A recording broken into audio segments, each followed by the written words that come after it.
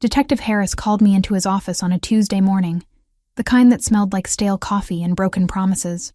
I'd been at my desk filling out paperwork for a domestic assault case when his assistant gestured toward the closed door with a look that said, "This wasn't routine. Read. Sit down." Harris was 53, gray at the temples, and had the kind of tired eyes that came from 25 years watching the worst of humanity. He slid a folder across his desk. "We need someone for a long-term undercover operation. High risk, high reward. I'm recommending you." I opened the folder. The first photo showed a man in an expensive suit leaving what looked like an upscale restaurant. Dark hair, strong features, the kind of face you'd remember. Julian Santoro, 36 years old, suspected head of the Santoro crime family operating along the East Coast. "We've been trying to nail this guy for 3 years," Harris continued. "Money laundering, weapons trafficking, ties to cartels. But he's smart, keeps his hands clean. We need someone on the inside, someone who can get close." "How close?" I asked. "His household staff. We have an opening for a housekeeper through an agency he uses. You'd be there daily. Access to his home, his office, his private life. Plant surveillance equipment, copy files, gather evidence we can actually use in court." I studied the photo again. Julian Santoro didn't look like the monsters I'd put away before. He looked like someone you'd see at a charity gala or a museum opening. That was probably the point. "Why me?" The question came out sharper than intended. Harris leaned back in his chair.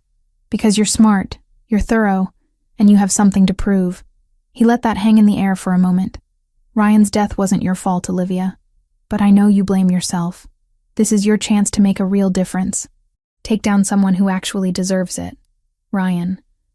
My partner for 3 years. Dead because we trusted the wrong informant in a drug bust that went sideways. I'd replayed that night 1,000 times, wondering what I could have done differently. The guilt sat in my chest like a stone. "I'm in," I said. 2 weeks of intensive training followed. I learned how to clean like a professional, how to move through a house efficiently without drawing attention, how to plant listening devices smaller than a dime in places nobody would think to check. They gave me a crash course in Portuguese since my cover would be Brazilian. I practiced my accent until it sounded natural, learned to stumble over English words convincingly. My new identity came in a manila envelope. Maria Santos, 28 years old, born in São Paulo, moved to the States 5 years ago. Limited English. Background check showed employment at various cleaning services. Nothing remarkable. No criminal record. No red flags.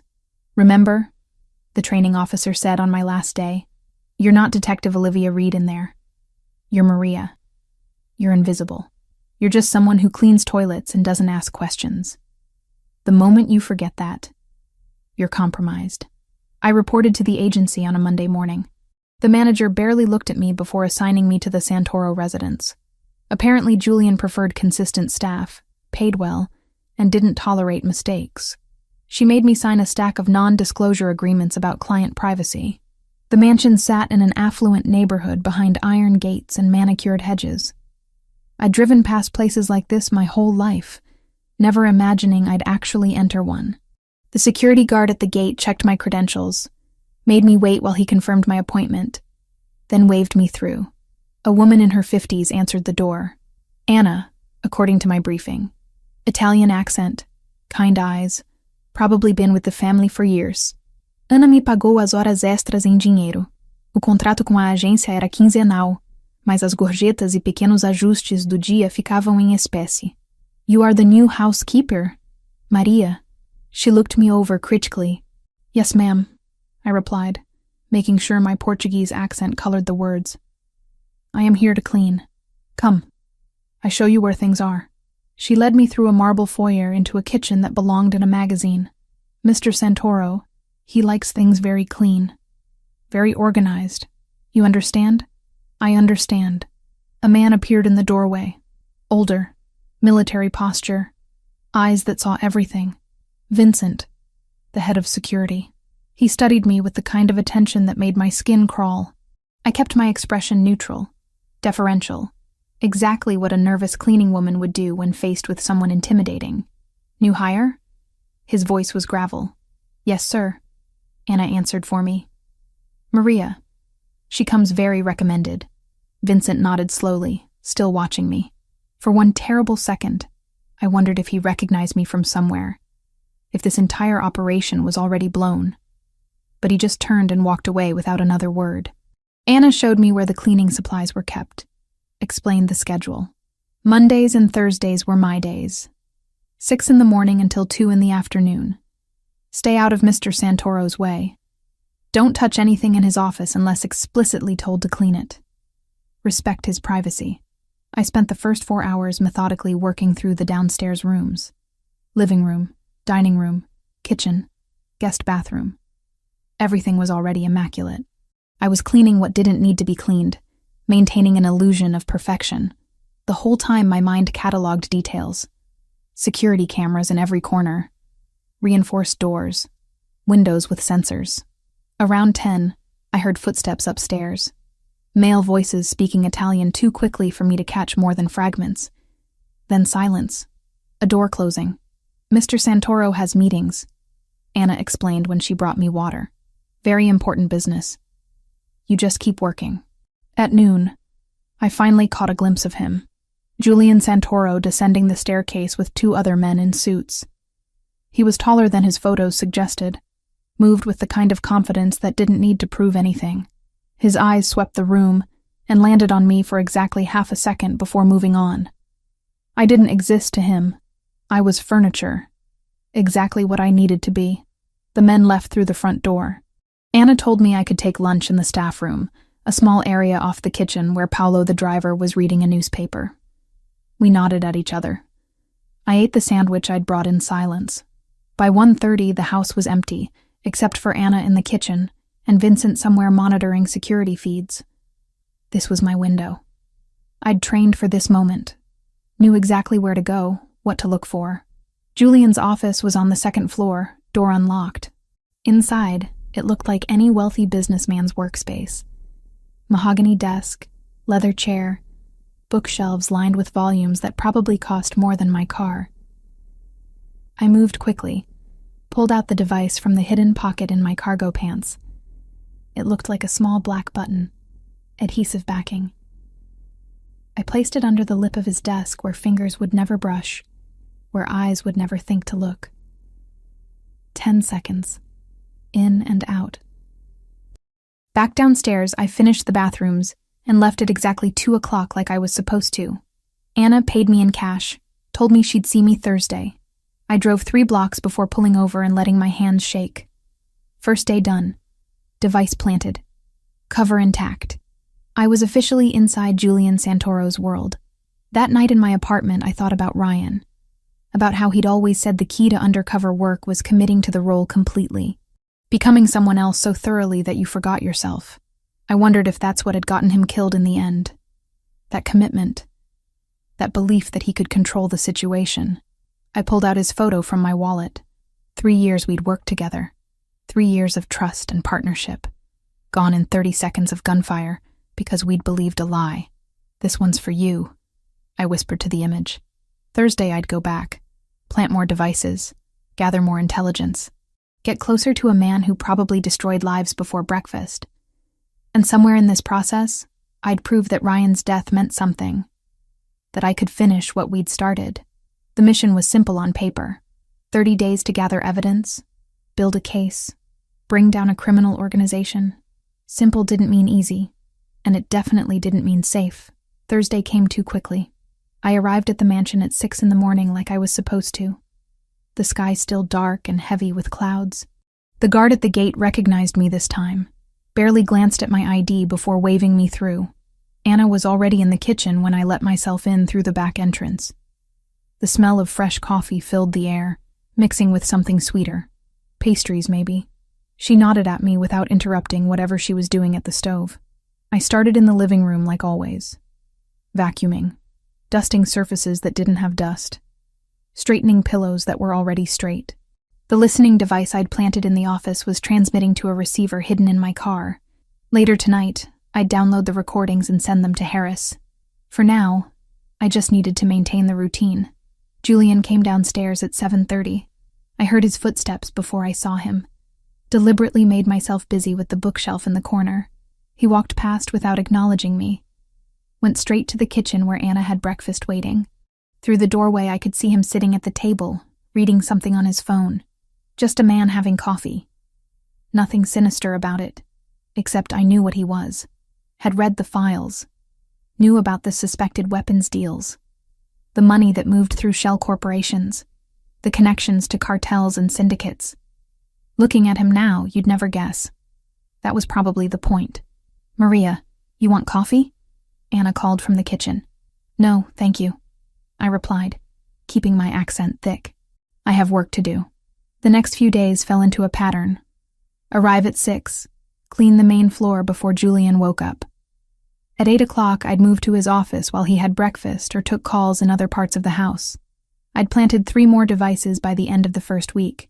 One behind a bookshelf, another under the windowsill, a third inside a decorative vase that nobody would move. The conversations I captured were frustratingly mundane.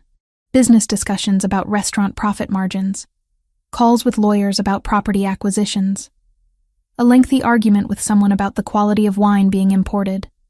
Nothing illegal. Nothing I could use. There were hints, though. Vague references to shipments and schedules. Mentions of payments that sounded too large for legitimate transactions. But nothing concrete. Nothing that would hold up in court. On my 3rd Tuesday, I noticed something different. A man in priestly robes arrived around 9 in the morning. Anna greeted him warmly, led him to the terrace where Julian was waiting. They sat together for over an hour, talking in Italian that I couldn't quite catch from where I was cleaning nearby windows. "That is Padre Miguel," Anna told me later when I asked. "He comes every Tuesday and Thursday. He has known Mr. Santoro since he was a boy. They are close? Very close. The Padre, he is like family." I filed that away. Crime bosses who met regularly with priests, that was new. Maybe it was for show, maintaining an image, or maybe it meant something else. I wasn't sure yet. Wednesday morning brought another pattern. Julian left the house at exactly 7 o'clock. Vincent drove him in the black SUV, just the two of them. They returned at 9:15. I'd tracked this through security logs I'd managed to glimpse on Vincent's computer. Same thing every single Wednesday, like clockwork. I reported it to Harris during our weekly check-in, a brief phone call from a burner I kept hidden in my apartment. "Could be collecting payments," he said, "or meeting with distributors. Keep watching. See if you can find out where he goes." But I couldn't follow him. That would blow my cover immediately. All I could do was observe and document, wait for him to make a mistake. Sunday was the strangest day. I wasn't scheduled to work, but I drove past the mansion anyway just to see. The gates were closed. No cars coming or going. When I checked the audio feeds later, they showed nothing. Hours of silence. Julian didn't conduct business on Sundays. Didn't take calls. Didn't meet with anyone. I thought about Ryan on Sunday evenings. We used to grab drinks at this dive bar near the precinct, decompress from the week. He'd been good at reading people. Better than me. Could spot a liar from across a room. I wondered what he'd make of Julian Santoro. Whether he'd see the same contradictions I was seeing. The expensive vase incident happened on Thursday of my 2nd week. I was cleaning the hallway upstairs, being careful around the antiques that probably cost more than my annual salary. My elbow caught the edge of a porcelain piece on a side table. I watched in horror as it tipped, fell, shattered across the marble floor into a dozen pieces. My heart stopped. In my head, I calculated how quickly I could run, whether Vincent would catch me before I reached the gates, whether this whole operation was about to collapse because of one stupid mistake. Footsteps approached rapidly. Julian appeared from his office, saw the broken vase, saw me standing there with cleaning supplies in hand and panic written all over my face. "I am so sorry," I stammered in Portuguese-accented English. "I will pay for it. I will—" "Are you hurt?" The question caught me off guard. "What?" "Your hands. Did you cut yourself?" He was already checking, eyes scanning my arms for injuries. "There's glass everywhere." No. I am okay." "Good. That's what matters." He looked at the broken pieces scattered across the floor. This was my grandmother's. But things break. People don't heal as easily. He said something in Italian that I didn't catch. then switched back to English. Anna will help you clean this up. Don't worry about the cost. These things happen. He walked away before I could respond. Left me standing there trying to reconcile the man who just prioritized my safety over a family heirloom with the criminal I was supposed to be investigating. Anna appeared with a broom and dustpan. Mr. Santoro, he is not like you expect, yes? No, I admitted. He is not. That night, I listened to 12 hours of audio recordings. Julian on the phone with someone named Francesco, discussing shipping routes and delivery schedules. Could be legitimate. Could be code for something else. Julian in a meeting with 3 men whose voices I didn't recognize, talking about expansion into new territories, business or criminal enterprise. Impossible to tell from context alone. And then, late at night when the house was supposedly empty, I heard something I wasn't prepared for. Julian's voice, alone in his office, speaking Italian in a tone I hadn't heard before. Soft. Broken. After several minutes, I realized what he was doing. He was talking to someone who wasn't there. To his dead wife, maybe. Telling her about his day. About the vase that broke.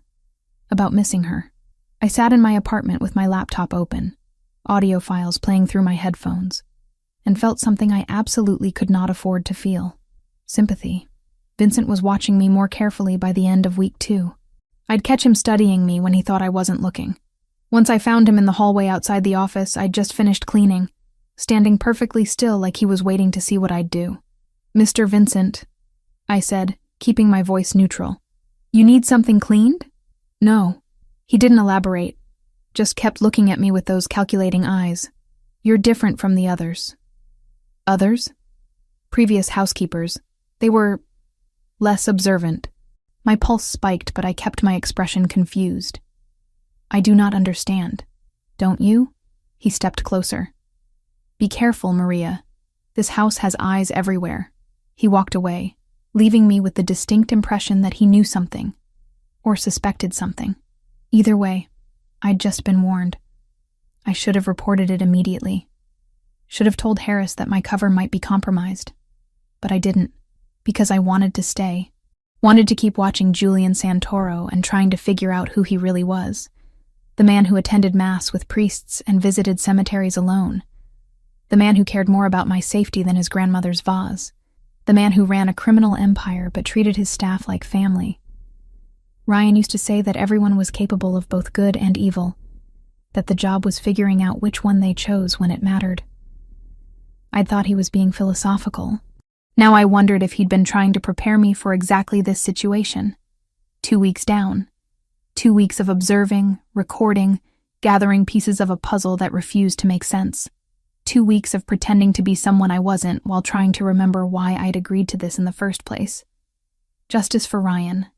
That was why. Justice for all the people Julian Santoro had probably hurt. I just needed to find the proof. Breaking protocol was easier than I expected. On Wednesday morning of my 3rd week, I called in sick to the mansion but showed up anyway. Not as Maria the housekeeper, as myself. Jeans, jacket, baseball cap pulled low.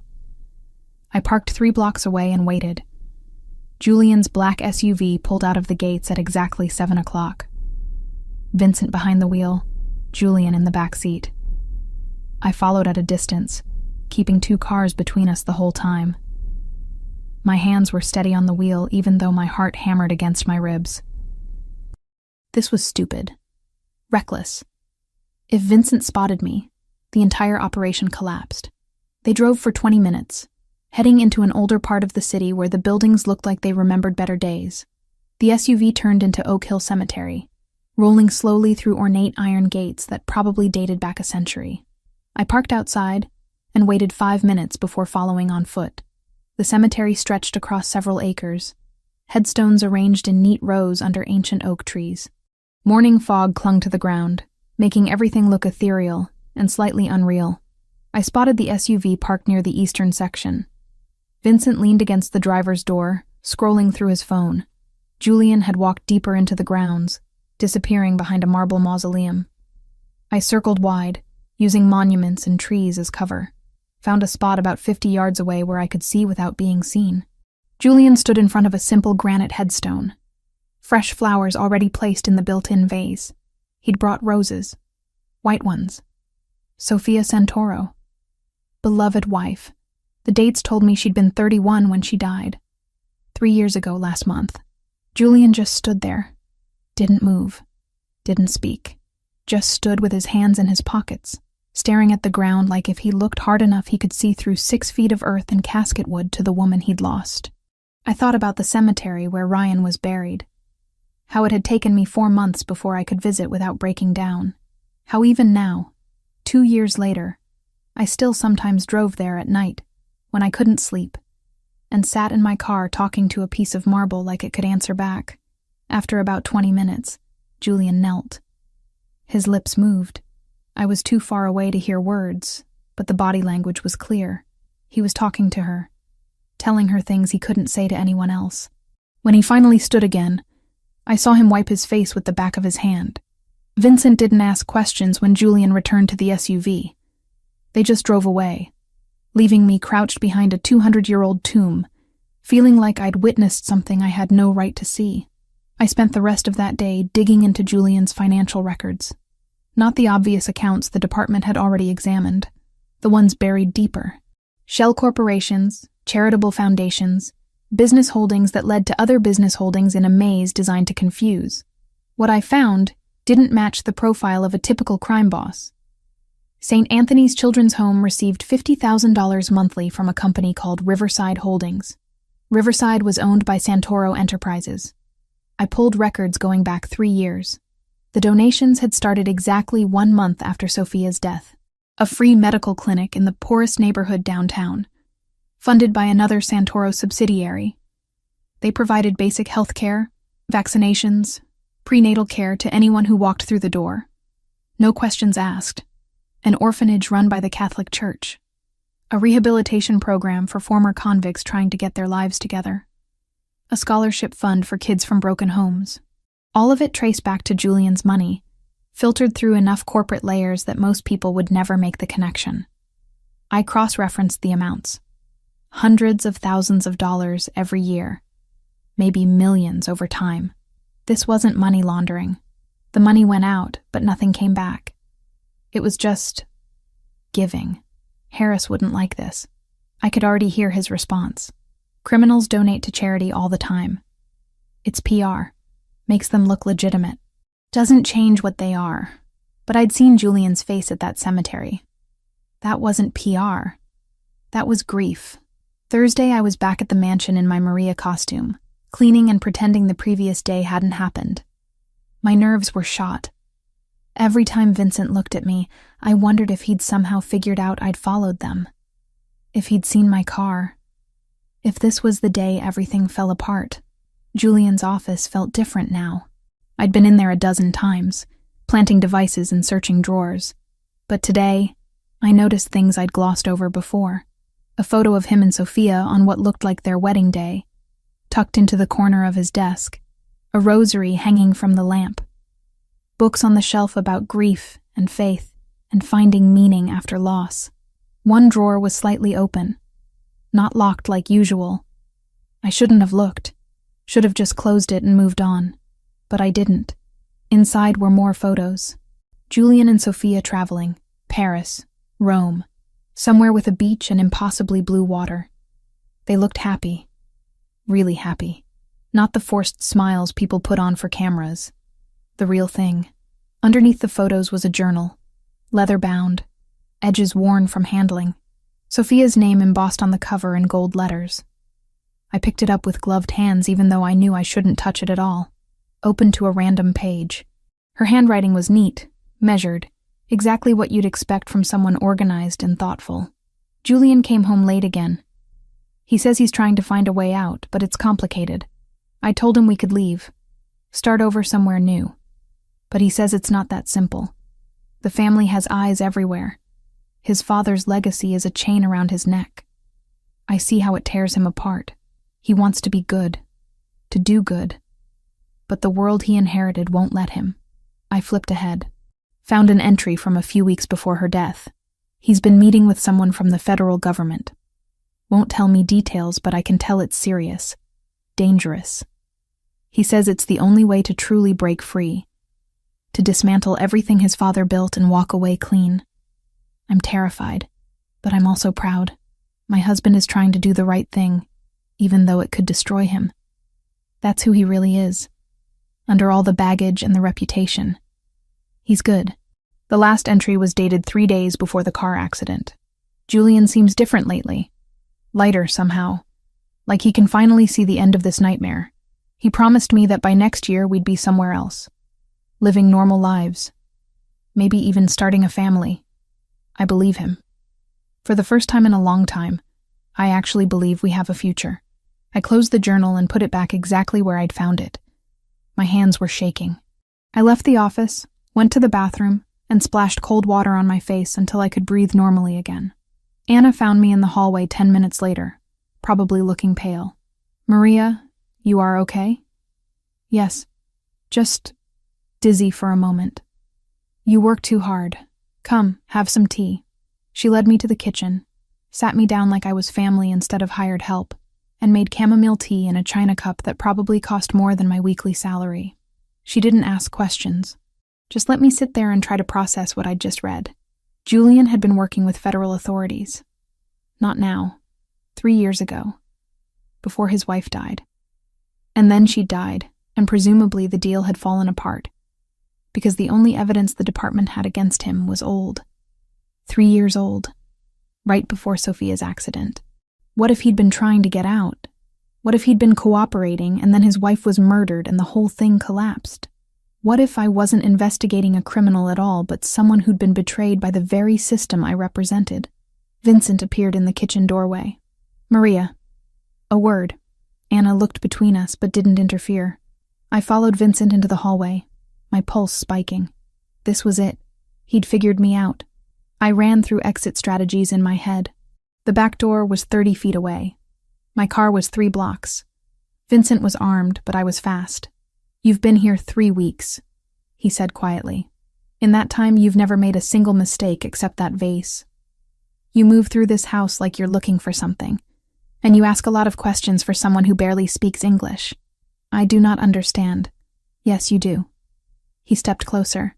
"I know who you are, Olivia Reed. I've known since your 2nd day here." The world tilted. I opened my mouth, but nothing came out. "I'm not telling Mr. Santoro," Vincent continued. "Not yet, but I'm watching you. And I need you to understand something. This man you're investigating, he's trying to fix the mess he inherited. He's trying to be better than the legacy forced on him. If you destroy that because you're too focused on the past to see the present, you'll regret it." He walked away before I could respond, left me standing in the hallway trying to remember how to breathe. I should have called Harris immediately, should have aborted the mission. Vincent knowing my real identity meant operational security was completely compromised. But I didn't call, because Vincent had said he wasn't telling Julian. Which meant he was protecting him, or protecting me, or maybe both. I finished my shift in a daze, went home, sat on my couch staring at the wall until midnight. Ryan's photo was on my bookshelf. I picked it up, studied his face. "What would you do?" I asked the image. "If you found out the person you were investigating wasn't what you thought? If everything was more complicated than the file suggested?" Ryan didn't answer. He never did, but I remembered something he'd said once. The job isn't about punishing people for who they are. It's about stopping them from hurting others. If someone's trying to change, trying to be better, maybe that matters too. I'd thought he was being soft at the time. Now I wondered if he'd been trying to teach me something I was only just starting to understand. Julian Santoro wasn't a monster. He was a man trapped in circumstances he hadn't chosen, trying to find a way out while honoring a dead wife's memory, and doing what good he could with the resources he had. And I was the person who might destroy his last chance at redemption, because I was too afraid to question my orders. The call came at 3 a.m. Not to me, but I heard about it 6 hours later when I arrived at the mansion and found the entire place transformed into something resembling a war zone. Extra security at the gates, men I'd never seen before patrolling the grounds with visible weapons. Vincent barking orders into his phone in rapid Italian. Anna met me at the door, her face pale. There was trouble last night. At the port. Very bad trouble. What kind of trouble? She just shook her head and gestured for me to come inside. The house felt different. Colder somehow, despite the morning sun streaming through the windows. I went through my usual routine, but everything was off. The living room had muddy footprints tracked across the carpet. The kitchen smelled like disinfectant, the kind used to clean up blood. Julian came down the stairs at 8:30, and I barely recognized him. His shirt was wrinkled, partially untucked. His hair wasn't styled, just pushed back carelessly. But it was his face that stopped me. He looked like he'd aged 10 years overnight. Dark circles under his eyes. A cut on his cheekbone that had been cleaned but not bandaged. He didn't go to the kitchen. Didn't pour coffee. Just stood in the foyer staring at nothing while Vincent approached with a tablet, showing him something I couldn't see. Julian's jaw clenched. He nodded once, turned, and went back upstairs without a word. "What happened?" I asked Anna when I found her in the pantry. She was quiet for a long moment, arranging canned goods that didn't need arranging. The cartel. They attacked one of Mr. Santoro's operations. Tried to take territory that does not belong to them. Her hands shook slightly. Rico is dead. 3 others hurt. Mr. Santoro, he was there when it happened. Rico. I'd seen him around the house a few times. Young guy, maybe 24, always smiling. He'd helped me carry cleaning supplies up the stairs once, insisted even though it wasn't his job. How is Mr. Santoro handling it? Anna looked at me with eyes that had seen too much. How do you think? That boy's mother, she lost her husband 2 years ago. Rico was all she had. And now Mr. Santoro must go tell her that her son died working for him. The funeral was 3 days later. I wasn't supposed to attend, but I did anyway, standing at the back of the church in street clothes. Just another mourner. The place was packed. Rico's mother sat in the front pew, supported by 2 other women. She looked broken in a way that felt too familiar. Julian sat 3 rows back, not at the front where you'd expect someone of his position. He stayed through the entire service, through every prayer and hymn, through the mother's wailing grief when they closed the casket. When it was over, he approached her. I watched him kneel beside her wheelchair, take her hands in his, and speak words I couldn't hear. She touched his face like he was her own son, forgave him for something that maybe wasn't entirely his fault. Outside afterward, I overheard Vincent talking to another man about the arrangements. Julian had paid for everything. The funeral, the burial plot, a monthly pension for the mother for the rest of her life. He'd also set up accounts for Rico's 2 younger siblings to pay for college. He does this every time, the man said quietly. Takes care of them like family, because they are family. Vincent replied. That's what Mr. Santoro believes. You work for him, your family, and he doesn't abandon family. I left before anyone could notice me, drove back to my apartment, and sat in the parking lot for 20 minutes trying to process what I'd witnessed. Crime bosses didn't attend funerals of low-level soldiers. They didn't kneel before grieving mothers. They didn't set up college funds for dead men's siblings. Unless they weren't what I'd been told they were. That night I drove past the mansion even though I had no reason to. The gates were closed, but I could see lights on in the back. The garden. I parked down the street and walked closer, staying in the shadows. Julian was there, alone, sitting on a stone bench in the rain that had started falling an hour earlier. No coat, no umbrella. Just sitting there letting the water soak through his clothes. His shoulders shook. He was crying, the kind of crying men do when they think nobody's watching. Raw and uncontrolled and desperate. I stood behind a hedge 50 feet away and felt something crack open inside my chest. This wasn't performance.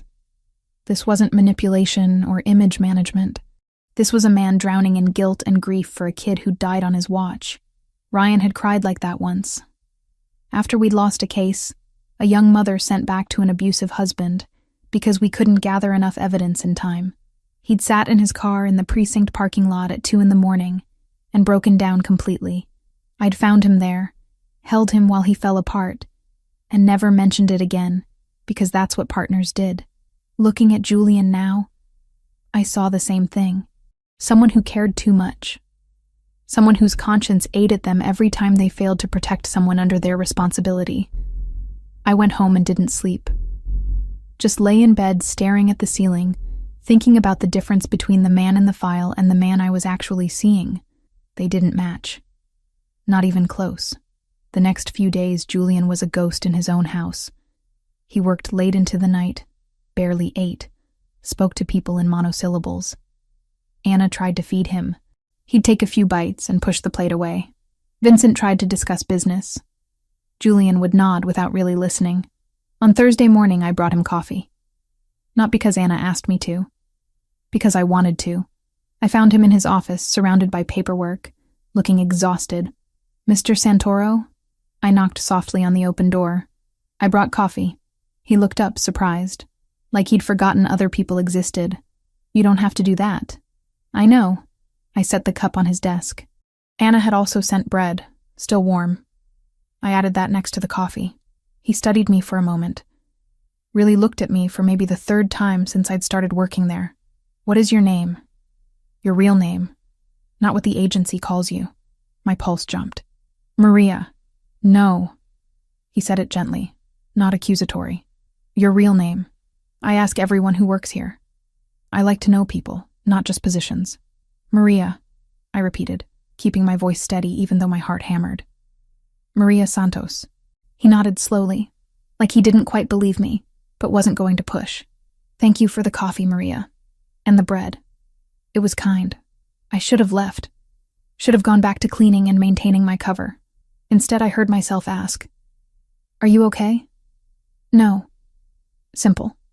Honest. "But I will be. Eventually. I am sorry.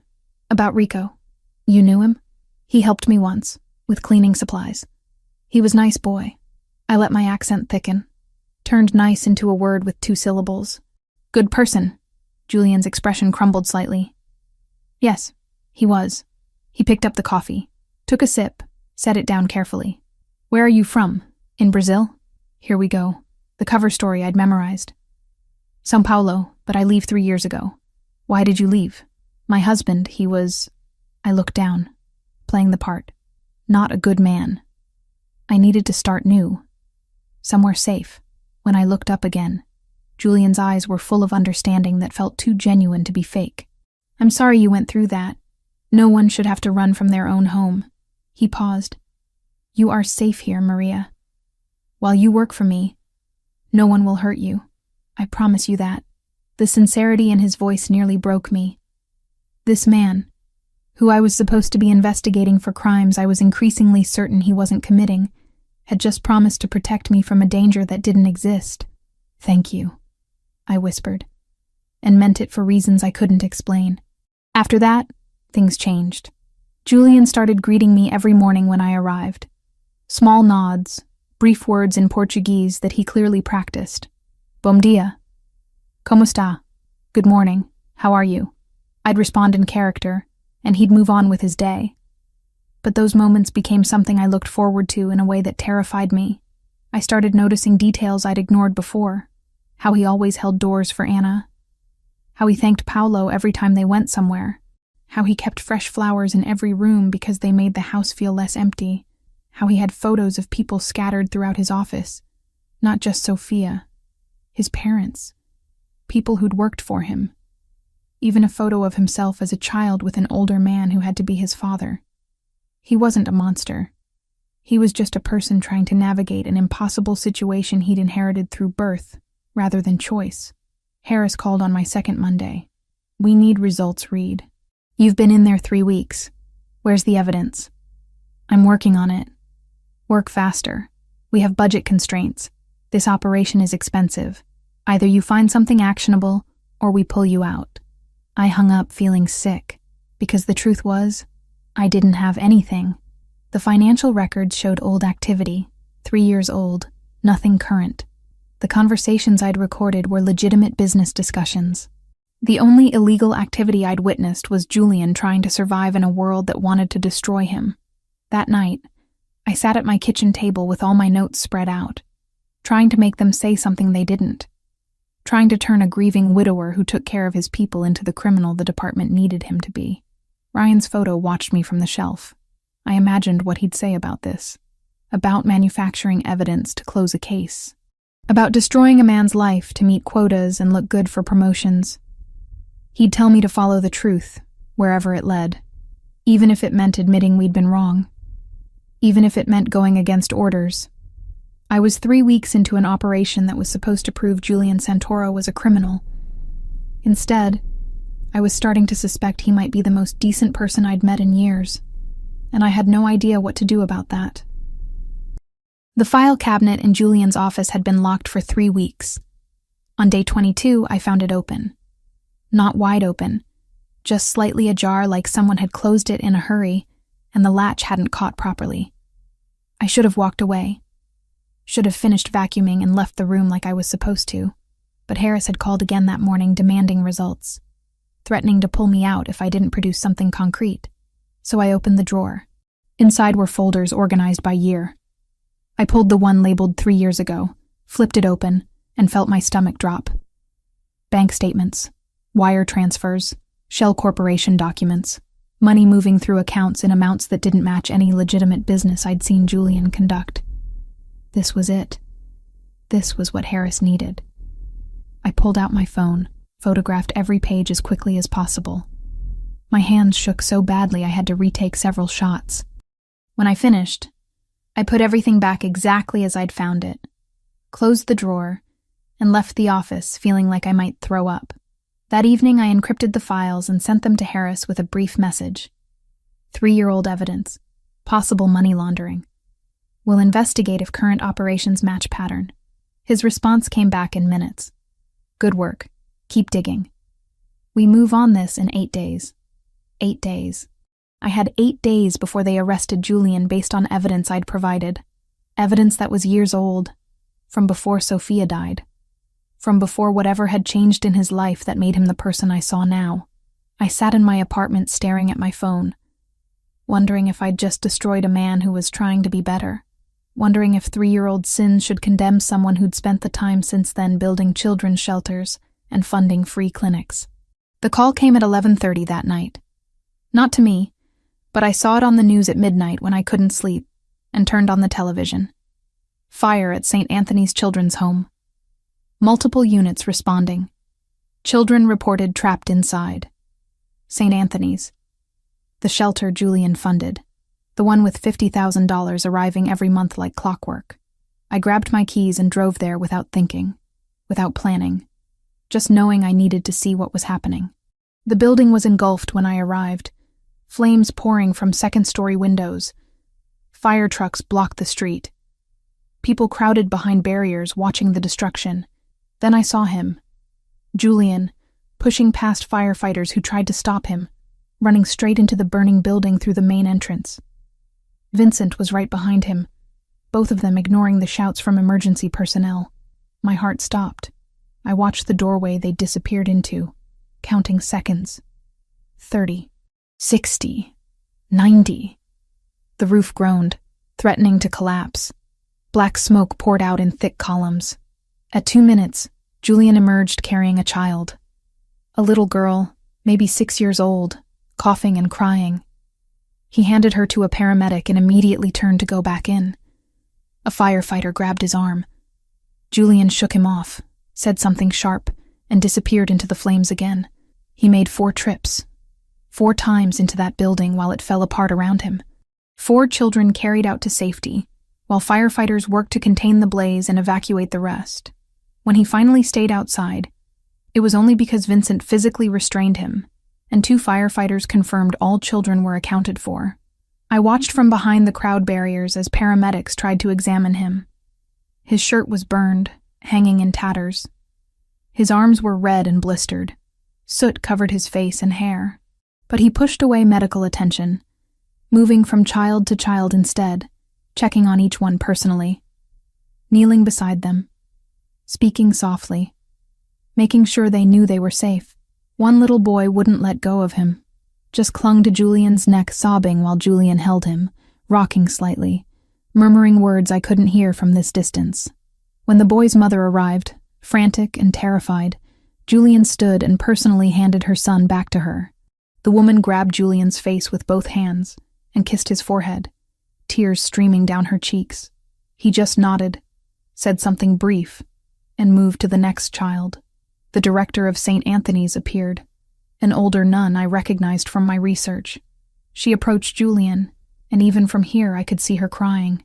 He hugged her gently, careful not to get soot on her habit. And when they separated, I heard him say clearly, "We'll rebuild. Bigger and better. I promise you, sister." I left before anyone could notice me, drove home on autopilot, parked in my lot and sat there for 20 minutes trying to process what I'd witnessed. This man, this supposed criminal I was investigating, had just run into a burning building 4 times to save children who weren't his, for a charity he funded anonymously, risking his life without hesitation because it was the right thing to do. And I'd just sent evidence to my superior that would destroy him in 8 days. When I got to my apartment, I locked the door behind me and broke down completely. Slid down to the floor with my back against the wall and cried for the first time since Ryan's funeral. Cried for the impossible situation I'd created. Cried for falling in love with someone I was supposed to destroy. Cried for not knowing what the hell to do about any of it, because that's what this was. Love.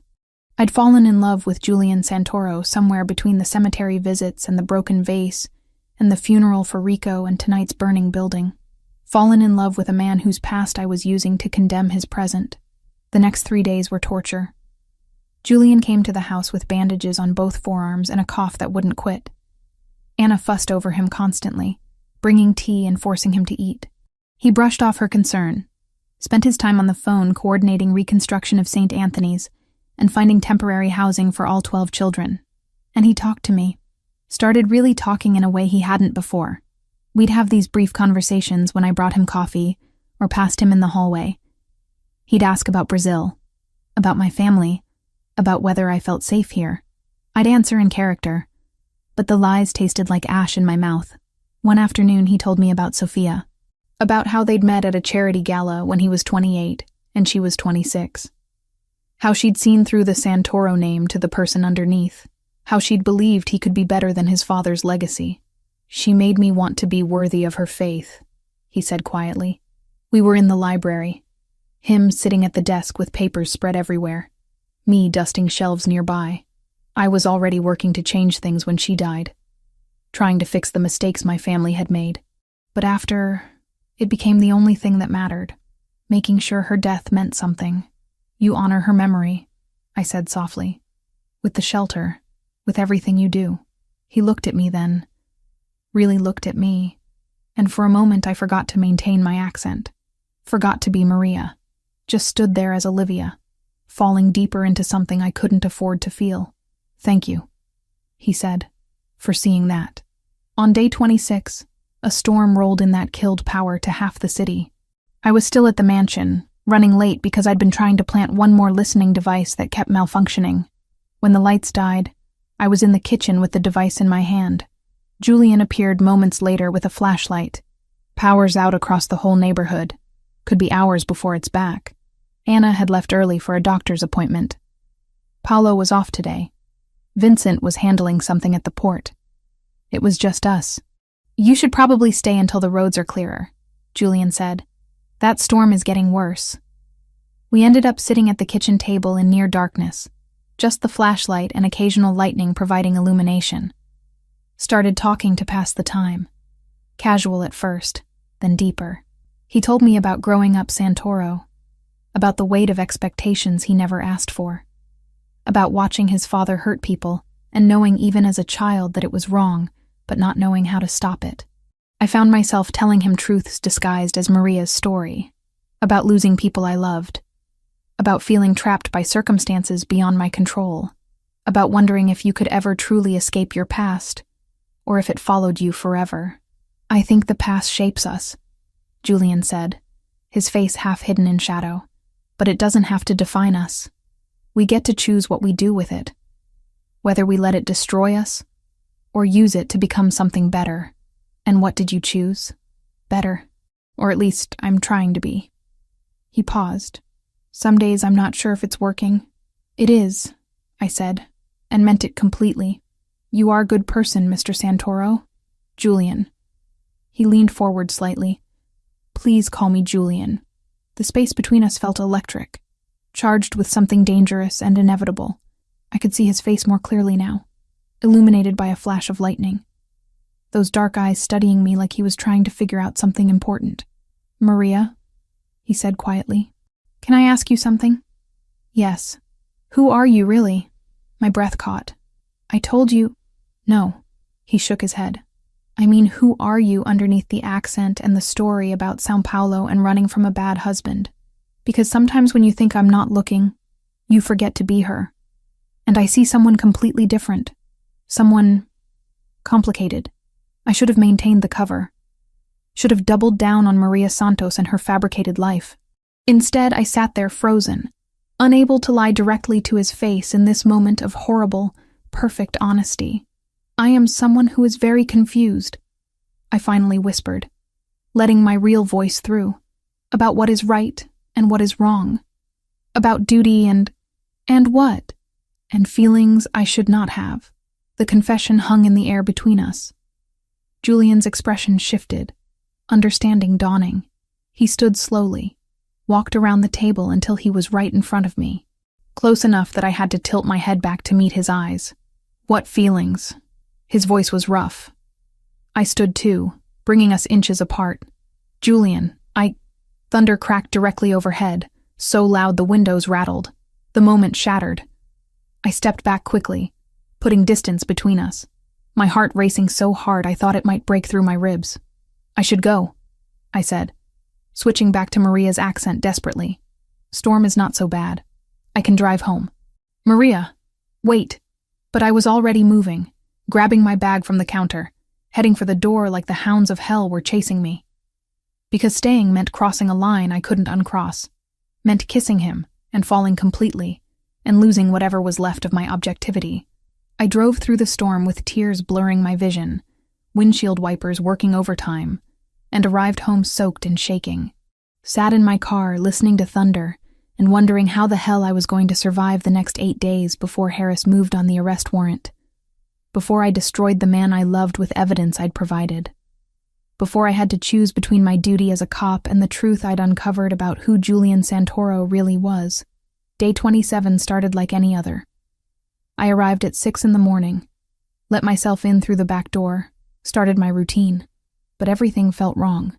My skin crawled with the knowledge that in 3 days Harris would move on the arrest warrant. 3 days until I destroyed Julian, based on evidence from a life he'd already left behind. Vincent was waiting in the garden when I went to empty the trash, just standing there among the roses like he'd been expecting me. My pulse spiked, but I kept walking, kept playing Maria Santos even though something in his posture told me the game was over. "We need to talk," he said quietly.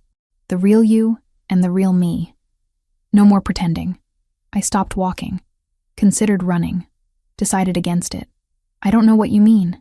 "Yes, you do, Detective Reed." He said my real name like he'd been saving it, waiting for the right moment. "I've known since your second week here. Recognized you from case files. You were Ryan Mitchell's partner, the one who survived." The mention of Ryan's name from Vincent's mouth felt like a violation. I dropped the trash bag, turned to face him fully. "If you've known that long, why didn't you tell Julian?" "Because I wanted to see what you'd do. Whether you were here to destroy him or discover the truth." Vincent stepped closer, his expression unreadable. "And I think you've found the truth, haven't you? That the man you're investigating isn't the monster your department believes he is. What I've found is complicated. Life usually is." He glanced back at the house, making sure we were alone. "Julian has been working with the FBI for 14 months. Not your department, the FBI. They have separate jurisdiction, different objectives. He's been feeding them intelligence on the Cartel de Sinaloa in exchange for immunity and a way out of the life his father forced on him. Por se tratar de ponto de encontro com testemunha cooperadora já homologada, a presença dos agentes foi previamente autorizada pelo promotor federal, mantendo o departamento local fora do circuito operacional." My breath caught. 14 months. That's before you ever showed up. Before your department decided to investigate him for crimes he committed 3 years ago, when he was still trapped in his father's world. Vincent's voice was steady, matter of fact.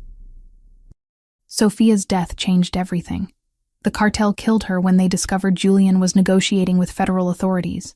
They sabotaged her brakes, made it look like an accident. Julian has spent the last 3 years systematically dismantling them from the inside while trying to turn his family's legitimate businesses actually legitimate. I felt the ground shift beneath me. The financial records I found, the evidence I sent to my superior. That's all from before Sophia died. Exactly. 3-year-old crimes that he's already answering for through his FBI cooperation.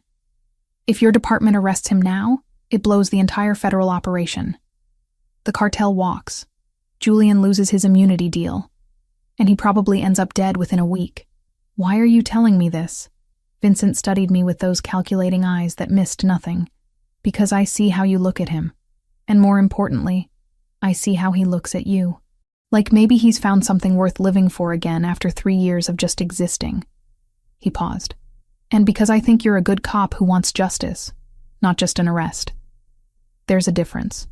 My department has a tupera, I said, testing the Portuguese word for mole. Someone corrupt who wants Julian dead before he can testify. We suspected as much. The FBI has been careful not to coordinate with local police for exactly that reason. Vincent crossed his arms. But they don't know about your operation. Your department went rogue, probably at the direction of whoever's being paid by the cartel. Harris. My superior's name tasted bitter. It has to be Detective Harris. He pushed for this operation. He's been demanding results. Then you have a decision to make, Detective Reed. You can follow your orders, arrest Julian in 3 days, and watch everything collapse. Or you can tell him the truth and help us stop this before it's too late. I looked at the mansion, at the windows of Julian's office where I could see him moving around inside, the man who ran into burning buildings for children, who visited his wife's grave every week, who carried guilt for every person hurt under his watch. He doesn't know about me, I said. You haven't told him I'm a cop.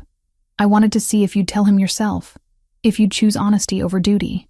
Vincent headed toward the house, paused at the door. You have until tomorrow morning. After that, I tell him everything. Better he hears it from you. I spent the rest of the day in a fog, going through motions while my mind raced. Every time Julian passed me in the hallway, every brief smile or word of greeting felt like a knife twisting. I was living a lie that was about to destroy both of us.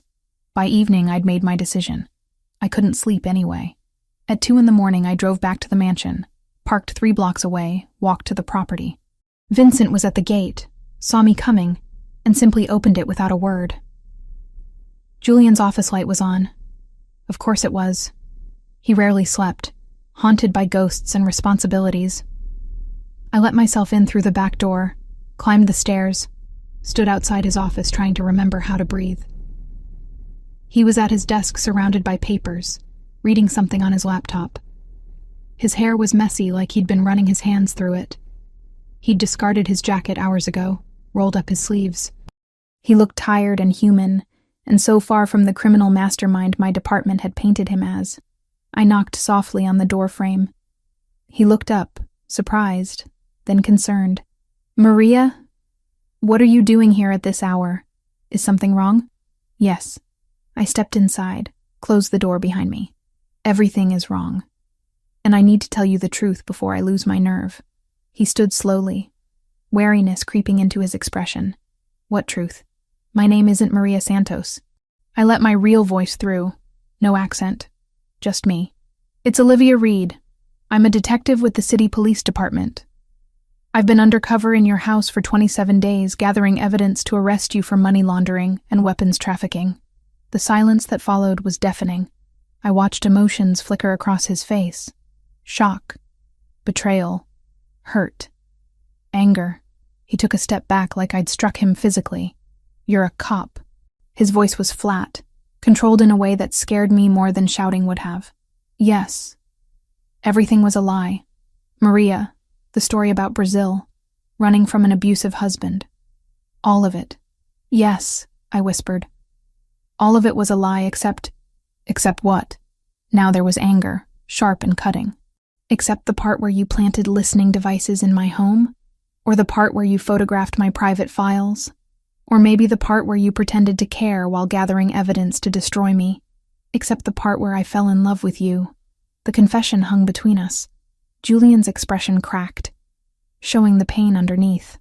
Don't you dare use that word after everything you've done. I know I have no right. I know I betrayed your trust in the worst possible way. But you need to hear the rest because your life is in danger. I spoke quickly, desperately. I sent those financial records to my superior. He's moving on an arrest warrant in 3 days. But Vincent told me everything this morning. About the FBI, about Sophia, about the cartel. I didn't know. I swear I didn't know you were working with federal authorities. Vincent told you. His eyes narrowed. He knew what you were? Since my 2nd week here. He was protecting you by watching me. Making sure I didn't... I broke off, pressing my hands against my face. The evidence I found is 3 years old. From before Sophia died. Before you started cooperating. My department is compromised. Someone wants you dead before you can testify against the cartel. And I helped them without realizing what I was doing. Julian sat down heavily in his chair, processing. When he looked at me again, the anger had cooled into something more dangerous. Calculation. Why are you telling me this now? Because it's the right thing to do. Because you deserve to know. Because... I took a shaking breath. Because watching you risk your life for those children in that fire made me realize that everything I thought I knew about you was wrong. You're not a criminal, Julian. You're a man trying to fix the mistakes of a legacy you never asked for. I am a criminal. His voice was bitter. I've done things you couldn't begin to imagine. Hurt people. Made choices that keep me awake at night. The fact that I'm trying to be better now doesn't erase the past. No. But it should matter. Your cooperation with the FBI matters. What you've built with the shelters and clinics matters. You matter. I stepped closer to his desk. And if my department arrests you in 3 days, all of that ends. The cartel wins. You die. And everyone you're trying to help loses the protection you provide. So what do you suggest, Detective Reed? The formality of my title from his lips hurt. That we run? Disappear? Spend the rest of our lives looking over our shoulders? I suggest we work together. Contact your FBI handler. Coordinate with them to identify the corrupt cop in my department and stop the arrest before it happens. I pulled out my phone, set it on his desk. I have recordings. Evidence of my superior's involvement. It might be enough to prove he's being paid by the cartel. Julian stared at the phone, then at me. You'd betray your own department. I'd choose justice over orders. There's a difference. I used Vincent's words because they were true. My partner Ryan died because we trusted the wrong people. I won't make that mistake again. Not when innocent lives are at stake. He was quiet for a long moment, studying my face like he was trying to see through to the truth beneath all my lies. I don't know if I can trust you. I know, and I don't blame you. But you don't have to trust me. Just trust that I want to stop the people who killed Sophia. Trust that I want the cartel destroyed as much as you do. I met his eyes directly. And trust that I meant what I said. I love you, Julian. That's the one true thing I've given you in 27 days of lies. Love isn't supposed to hurt this much. No, I agreed softly. It's not. But we don't get to choose who we fall for or when. We just get to choose what we do about it. He stood again, walked to the window overlooking the garden where I'd spoken to Vincent hours earlier. When he finally spoke, his voice was tired. If we do this, if we work together, it changes everything. You become complicit in my cooperation with the FBI. Your career is over. Your life as you know it ends. My life as I knew it ended the moment I realized the man I was investigating was better than the system I worked for. Julian turned to face me fully. We have 3 days. Maybe less if your superior moves faster than expected. This is going to be dangerous, Olivia. People are going to get hurt. You could get hurt. I'm already hurt. I touched my chest where my heart felt like it was breaking. But I'd rather fight beside you than watch you destroyed by my mistakes. He nodded slowly. Then we fight. Together. And pray that it's enough to survive what's coming. By dawn, we had a plan. Julian's FBI handler was Special Agent Sarah Brooks, based out of the federal building downtown. Vincent contacted her at 5 in the morning, used code words that confirmed this was urgent. She arrived at the mansion at 6:30 with 2 other agents, all looking grim. "You're telling me there's a corrupt detective in the local PD trying to compromise our operation?" Brooks was mid-40s, sharp eyes, the kind of person who'd seen every con in the book. She looked at me with professional suspicion. "And you're that detective's undercover operative who's now switching sides?" "I'm choosing the right side," I corrected. "Detective Harris has been pushing this investigation from the beginning. He demanded results, set an arrest timeline that coincides exactly with Julian's upcoming testimony against the cartel. It's not coincidence." Brooks pulled out a tablet, started making notes. "We've suspected a leak in local law enforcement for months. That's why we've kept this operation completely compartmentalized. But if they've managed to plant someone inside your precinct specifically to target Mr. Santoro, that's bold even for the cartel." "They killed his wife," I said quietly. "Bold is their specialty." Julian stood by the window, arms crossed, watching the exchange with controlled intensity. We hadn't talked about us since my confession hours earlier, hadn't addressed the wreckage of trust between us. Right now, survival took priority over feelings. Brooks outlined the plan. Julian would continue his normal routine, pretending he had no idea about the impending arrest. I would return to the precinct, act like nothing had changed, and wait for Harris to make his move.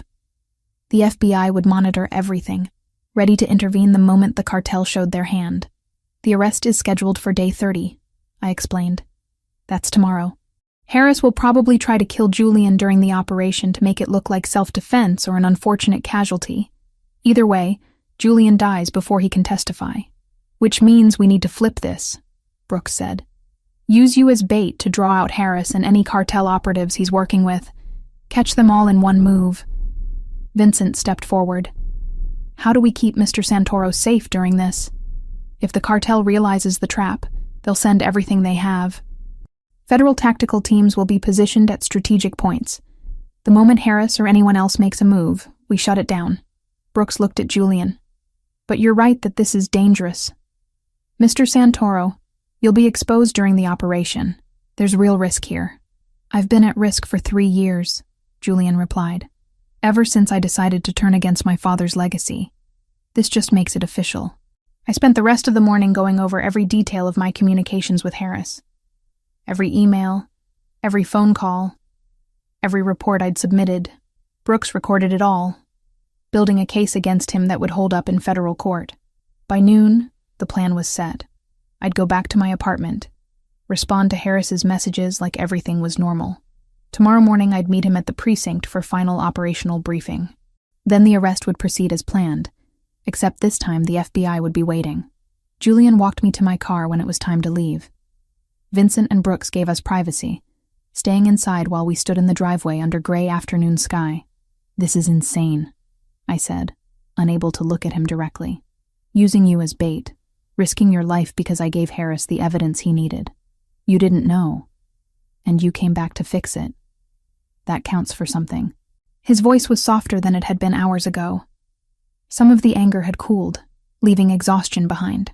"Olivia, after tomorrow, assuming we both survive, you understand what happens next.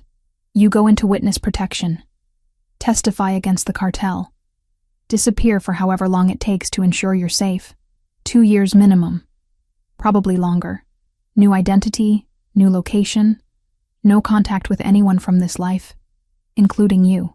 He finally looked at me directly. "And you'll go back to being a detective. Different precinct, probably, given that half your department will be under investigation. But you'll rebuild your career. Have the life you were supposed to have." "The life I was supposed to have doesn't include falling in love with someone I can't be with." "No," he agreed quietly. "It doesn't. But we knew from the beginning this couldn't work, even before you told me the truth. A cop and a criminal. It's not exactly a foundation for forever. You're not a criminal anymore. You're someone trying to fix the damage and build something better. The law doesn't distinguish between what I was and what I'm trying to become. Neither does my past." He stepped closer, close enough that I could see the exhaustion in his eyes, the weight he carried. "But for what it's worth, these last few weeks with you, even the parts that were lies, made me feel human again. made me remember what it was like to want something beyond survival and revenge. Tears burned behind my eyes. Julian, I'm sorry. For everything. For lying. For the investigation. For loving you when I have no right to. Stop apologizing for that part. You can't choose who you love any more than I could. His hand came up, cupped my face gently. Tomorrow we do what needs to be done. We stop Harris, protect the FBI operation, and make sure the cartel pays for Sophia and Rico and everyone else they've destroyed. After that, he trailed off. After that, we go our separate ways. Yes, the word sounded like it cost him. But tonight, for these few hours before everything changes, can we just be two people who found something real in the worst possible circumstances? I should have said no. Should have maintained professional distance. Should have protected what was left of my heart. Instead, I nodded. We went inside. Told Brooks and Vincent that I was staying until after dark for security reasons. Nobody questioned it. Maybe they understood better than we did that some moments only come once. The library became our sanctuary. Fire in the fireplace, even though it wasn't that cold, just for the light and warmth. We sat on the couch and talked about things that didn't matter and things that mattered too much. He told me about Sophia, about their plans for the future that never happened, about guilt and grief and learning to live with ghosts. I told him about Ryan, about the partnership we'd had, the trust that had gotten him killed, about survivor's guilt and second chances, and being terrified to care about someone again because caring meant eventual loss. Ryan would have liked you, I said at some point when the fire had burned low. He believed in redemption, in people choosing to be better even when it was hard. He sounds like he was a good man, a good partner. He was. I wish you could have met him. I pulled out my wallet, found the photo I'd carried for 2 years. Ryan in his dress uniform, smiling at something off camera. I think he'd understand what I'm doing. Why I'm choosing this instead of following orders blindly. Julian took the photo carefully, studied it. Thank you for showing me this. For trusting me with something that matters. When he tried to hand it back, I stopped him. Keep it, as a reminder that good cops exist, that not everyone wearing a badge is corrupt or blind or unwilling to see the truth. He looked at me for a long moment, then nodded, pulled something from his pocket in return. A rosary, old and worn, the beads smooth from years of use. This was Sophia's. Her grandmother gave it to her when she immigrated from Italy. She never went anywhere without it. I stared at the delicate silver chain. Julian, I can't take this. It's too important, which is exactly why I want you to have it. He placed it in my palm, closed my fingers around it. Sophia would have liked you, Olivia. She believed that love could exist even in dark places, that it was worth fighting for even when the odds were impossible. She'd want you to have something that meant everything to her. The tears came then, quiet and steady. He pulled me against his chest, held me while I cried for everything we were about to lose. His hands moved through my hair, his breath warm against my temple. When I finally looked up, his eyes were wet too. I love you, I whispered. I know it's complicated and impossible and completely insane, but I love you, Julian Santoro. I love you too, Olivia Reed. And if there's any justice in this world, if we survive tomorrow and the universe has any mercy left, we'll find our way back to each other. Somehow. He kissed me then, gentle at first, then desperate, like we were trying to memorize each other through touch alone. We moved together naturally, inevitably, two people who'd been circling this moment since the first real conversation. It wasn't just physical. It was goodbye and hello, and everything in between. Later, in the quiet hours before dawn, we lay tangled together on the library couch, the fire reduced to embers. Julian's fingers traced absent patterns on my shoulder. Sophia's rosary was around my neck. Ryan's photo was in Julian's pocket. Promise me something, he said quietly. Tomorrow, when everything goes to hell, you run if you need to. Don't try to be a hero. Don't sacrifice yourself for me. I can't promise that. Olivia, you'd do the same for me. You ran into a burning building for children you'd never met. You think I'm going to stand by and watch someone kill you? I lifted my head to look at him. We protect each other tomorrow. Both of us survive. That's the only acceptable outcome. He smiled, sad and beautiful. You're stubborn. "You're one to talk. We're going to make it through this," he said, like saying it could make it true. "And then, when it's safe, when the cartel is destroyed, and I've paid my debt to society and you've rebuilt your career, we'll find each other again. I don't care if it takes 2 years or 10. I'll wait." "So will I." We stayed like that until the sun rose, holding on to something we both knew was already slipping away. In a few hours, I'd returned to being Detective Reed, and he'd become bait in a trap designed to save his life while ending the world we'd built in 30 days. But for this moment, we were just Julian and Olivia, 2 people who'd found love in impossible circumstances and were brave enough to believe it might survive what came next. Day 30 arrived with deceptive calm. I met Harris at the precinct at 7 in the morning, wearing my detective shield and the wire the FBI had provided. He looked tired, agitated in a way that set off every alarm bell in my training. "Operations a go for 1000 hours, he said, spreading tactical maps across the briefing room table. "We move on the Santoro residence with full force.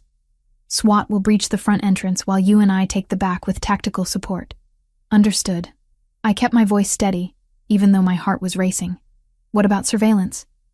Has he shown any indication he knows we're coming?" "None." Vincent reported normal activity this morning. Santoro's in his office conducting business like any other day. Harris pulled out his service weapon, checked the magazine. "This ends today, Reed. One way or another." The phrasing made my blood run cold. One way or another. Like he'd already decided Julian wasn't going to survive the arrest. Brooks had warned me that Harris would try something during the operation itself. Use the chaos of the breach to take Julian out and claim self-defense or crossfire. I had FBI agents positioned at strategic points around the mansion, federal tactical teams ready to intervene. But Harris was a veteran cop who'd survived 25 years on the street. He knew how to create opportunities that looked accidental. At 9:45 we rolled out. 6 patrol units, 2 SWAT vans, and unmarked vehicles carrying federal agents Harris didn't know about. I rode with Harris, my weapon holstered, but my nerves screaming that something was about to go very wrong. The convoy stopped 3 blocks from the mansion. SWAT assembled, checking gear and running final communications checks. I saw federal agents mixed among them, recognized Brooks in tactical gear coordinating with the SWAT commander. Harris stood apart, speaking quietly into his phone. His body language was wrong, tense, anticipatory. At 9:58 we moved into position. I was supposed to be with Harris at the rear entrance, but I deliberately lagged behind, watching him. He kept checking his phone, kept glancing toward the tree line on the western side of the property. That's when I saw it. A figure moving through the shadows of those trees.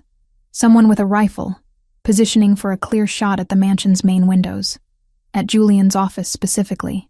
Harris wasn't going to kill Julian himself. He'd hired a sniper to do it during the confusion of the breach. Make it look like the cartel had attacked during the arrest. Eliminate Julian and destroy the FBI's case in one move. I didn't think. Just ran, pulling my weapon and screaming into the wire. "Sniper in the western tree line.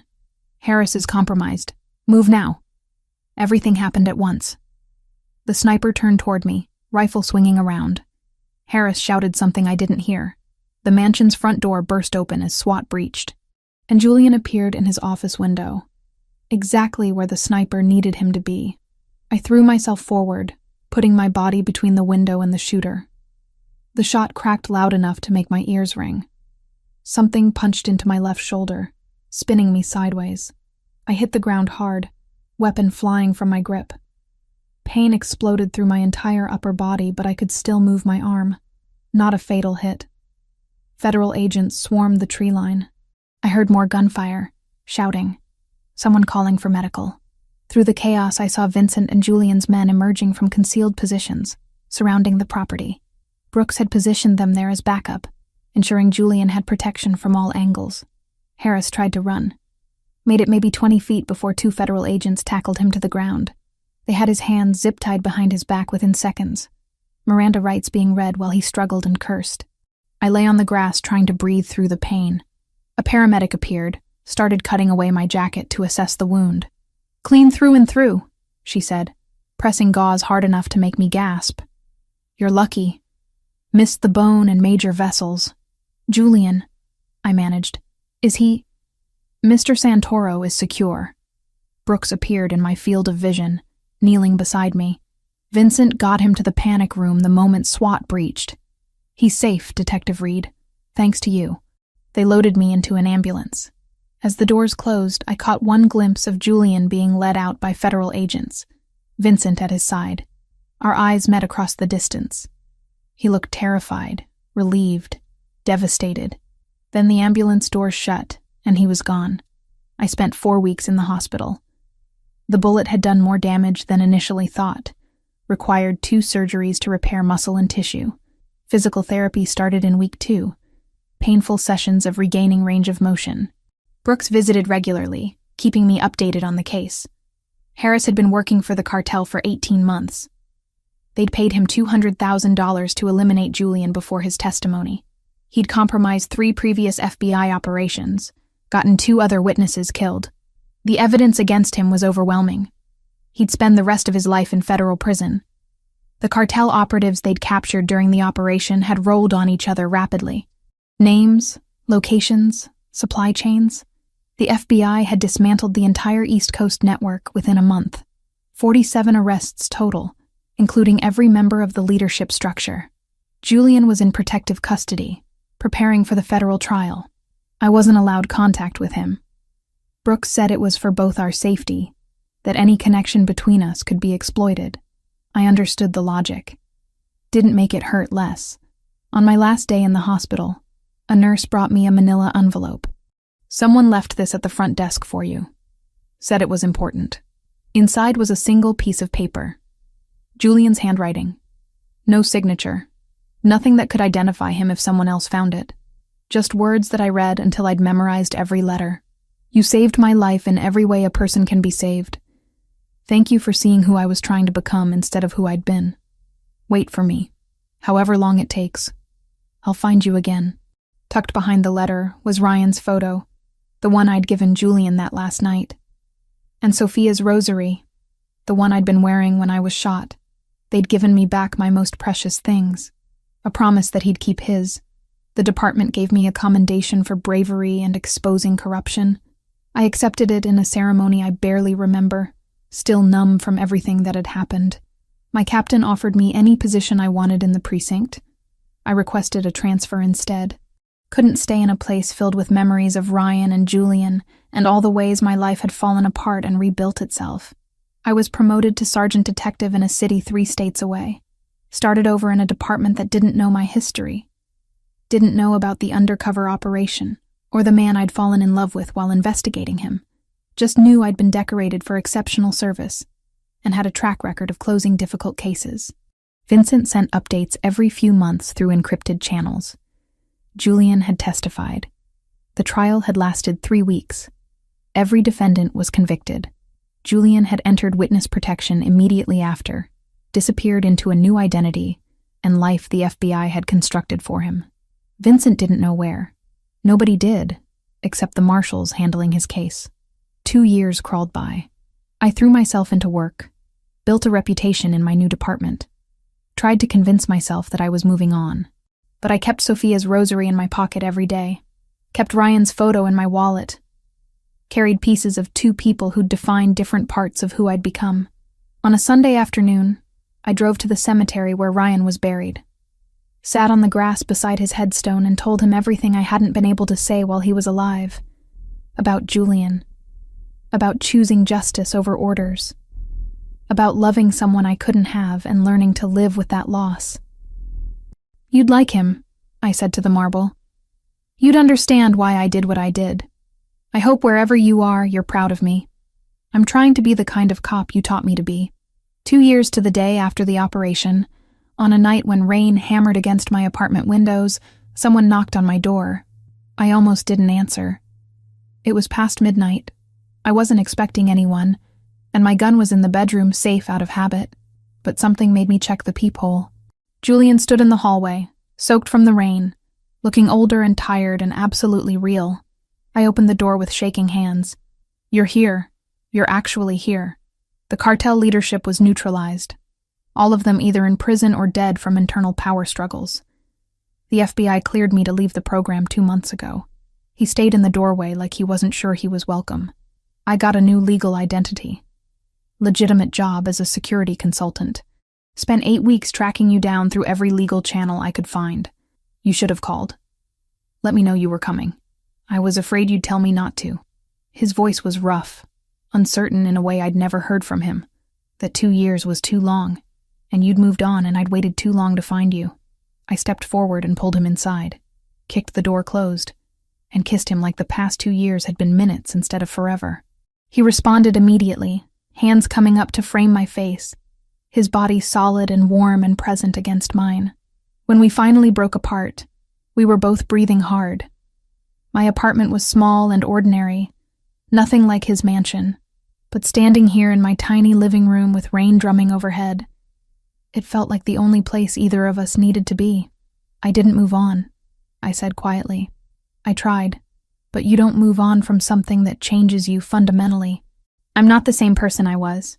He touched the rosary I'd pulled out from under my shirt, the chain still around my neck after 2 years. The program, the isolation, rebuilding myself from scratch. It was necessary, but it was hard. I'm different too. What we went through, what we survived. It changed both of us. I led him to the couch, sat down still holding his hand. I don't know what this looks like now. How we build something real when we both have so much history and damage and complicated pasts. Slowly, Julian said. Honestly. One day at a time until we figure out what works for us. He reached into his jacket, pulled out a worn photo, Ryan's picture. I kept this with me through everything. Reminder that good people exist even in dark places. I showed him my wallet, where Ryan's photo still lived next to my badge. He would have liked you, would have understood why we're worth fighting for. We talked through the night, filling in 2 years of separation.